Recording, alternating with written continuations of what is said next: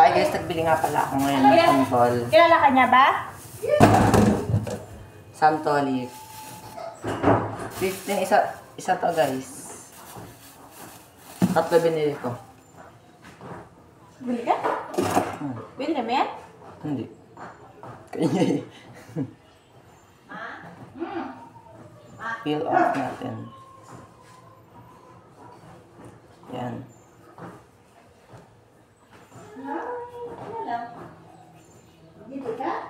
Balatan natin pa ganyan guys. Labas kayo ng ano, sibuyas, luya. No! Diligan mo ng luya dyan na eh. Si mamang kaingay. Yan. Pag ganyan guys.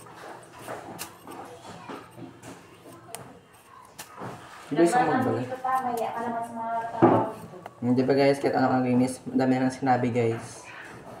Kapal rin naman kanya guys. Di ba? Ayan na, okay na ang ating santolic. Naglalaway-laway na ako guys. Ayan na. Wash before eat. Para may iwasan ang uod sa tiyan. Bye-bye!